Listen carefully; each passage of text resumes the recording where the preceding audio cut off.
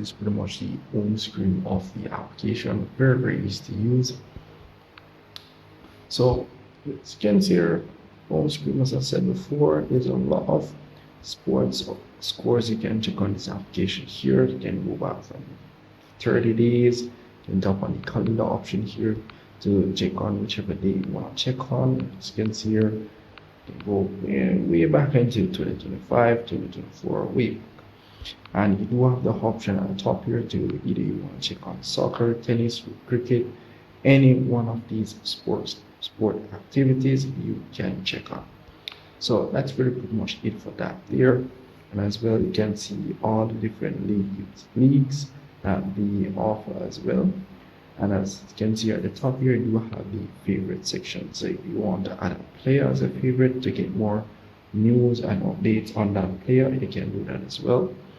Or if you do want to add the leagues option, your favorite leagues, your favorite player, teams, games, it's pretty much there. So for example, the 2026 World Cup, you can tap on the star icon here and you get more updates on the 2026 World Cup.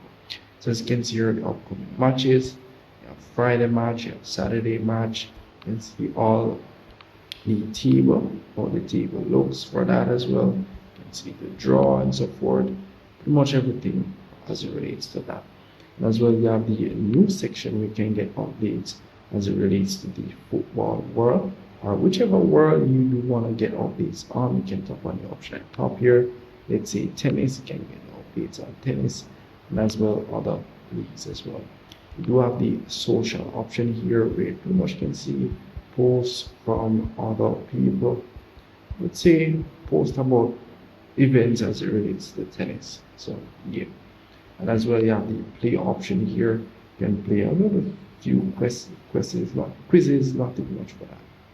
And you do have the video option to get updates as well as it relates to highlights or previews of the matches played for specific sports. As you can see here, you have tennis, you have football option, and these are just some redirect YouTube videos. If I do tap on any one of these, we'll just redirect to YouTube, or it will just roll up in the application, but it's directly from YouTube.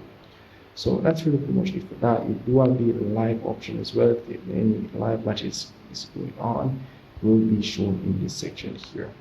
And if you do want to search for anything as it relates to sports, you can pretty much tap on the search icon at the top here, and as you can see, you can search for leagues, teams, players, games, pretty much everything as it relates to sports.